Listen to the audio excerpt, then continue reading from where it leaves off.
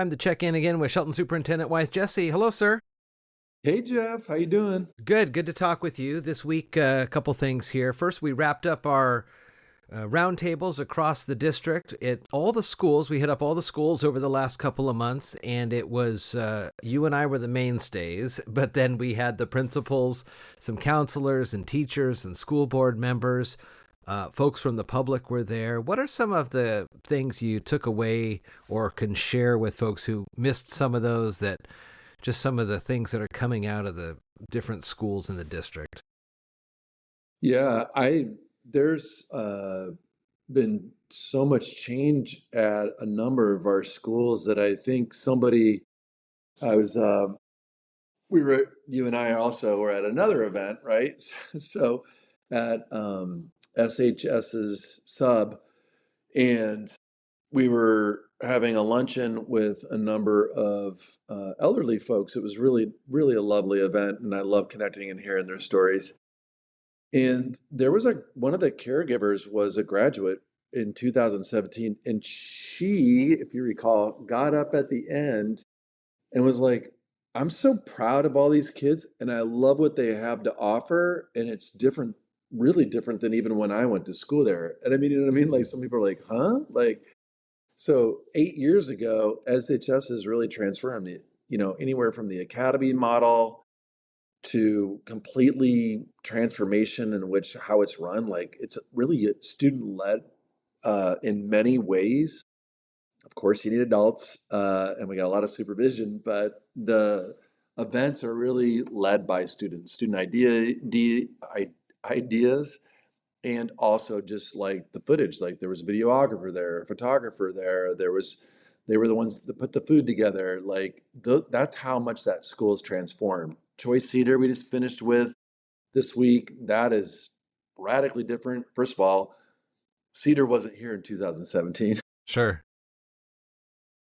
Choice has always been a school that has been an alternative ed school to really support students who need something different. But today, they've got more therapeutic supports for kids. It was what Bruni said, he only had 3 suspensions last year or something like that. Mm-hmm.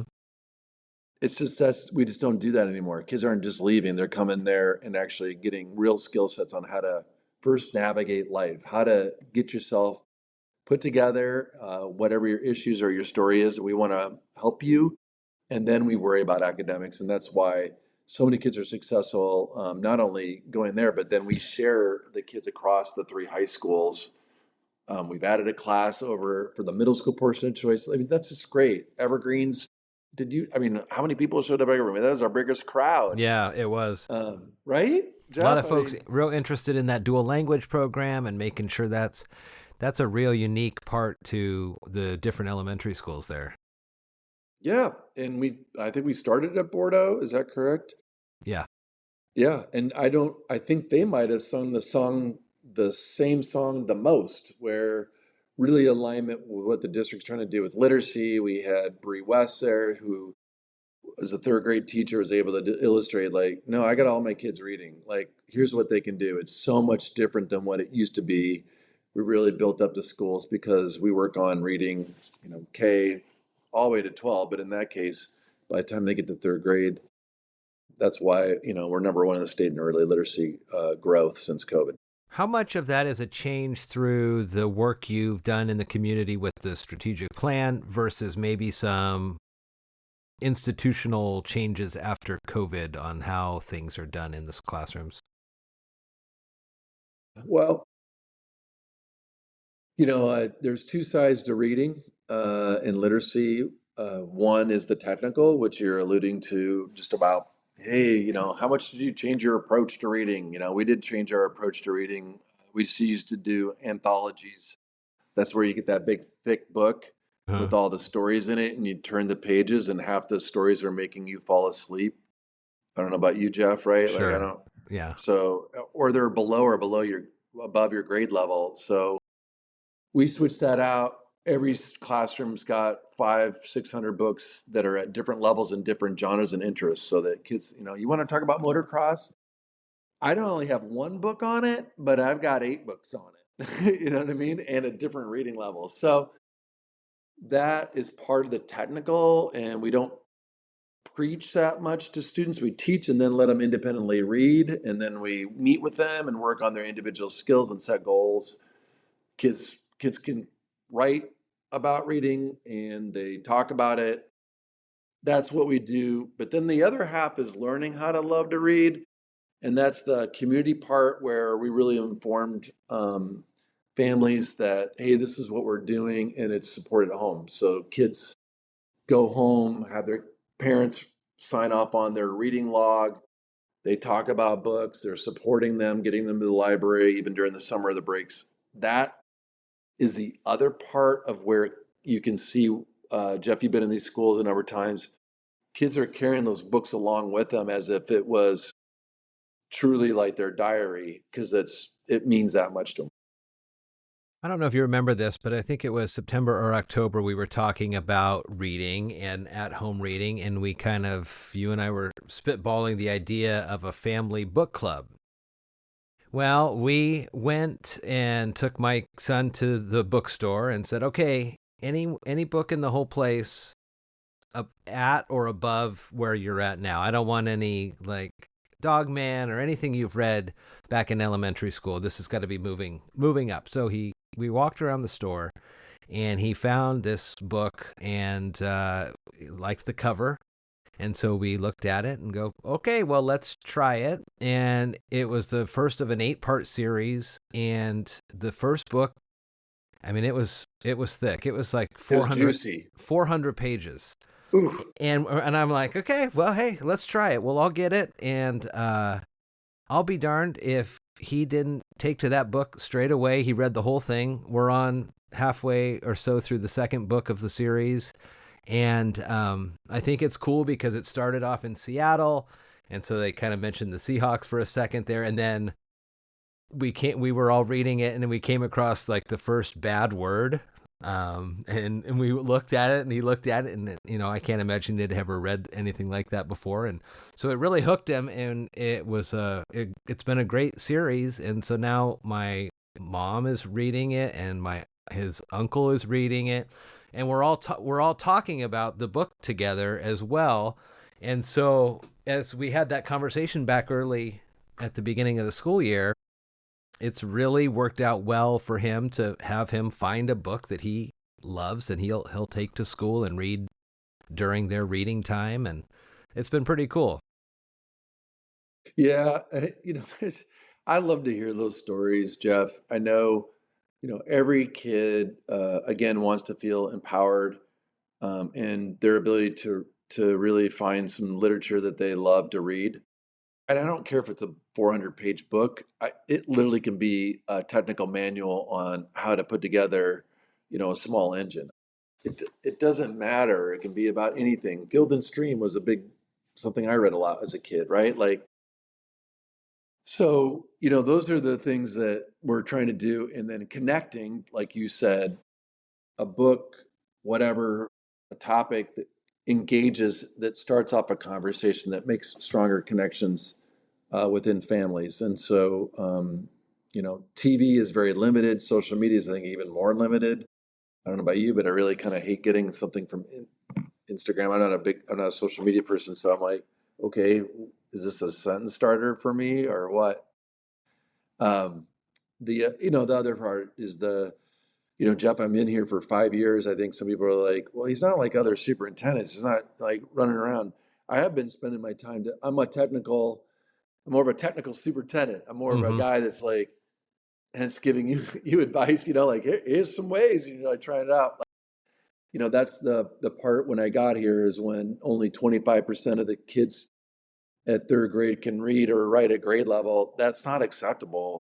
That, at the end of the day, this district, every school district, I wish more public education even had more increased accountability and was funded for that to really move the needle so that every kid can find a book and or whatever magazine or whatever newspaper that really helps get them interested in reading and talks about things with their family and their friends. That's what we're up to. And I'm really happy that we've done a lot of that work. Even 10 percentage points up at for 10th graders in ELA, that's like unheard of. Like they've outpaced the state's average, even given our own poverty level and mobility and number of multilingual youth. Like we're still able to do really good things even at an older grade level, right? You said you're not on social media, probably some days better than others for that reason. However, Sure. I was on there this week. A lot of folks talking about the walkout at the high school, the Mhm. ICE Yep. related protest. Can you, some of the questions that people were posting, or they were posting things like they thought it was teacher led, or they thought it was a school sanctioned event almost. Can you explain what happened there, how that works, what any sort of discipline, if there is any, when it comes to those types of things? Yeah, I've been doing administration for 20 years. Walkouts are not a new thing.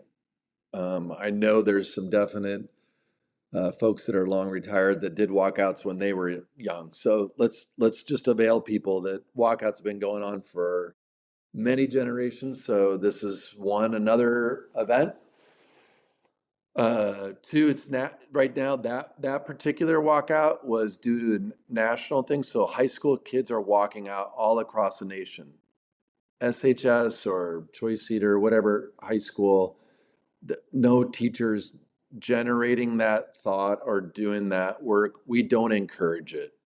The Shelton School District is not encouraging walkouts. I know there's people that want us to encourage walkouts. And so, for us as a nonpartisan organization, there are rights. Kids can walk out.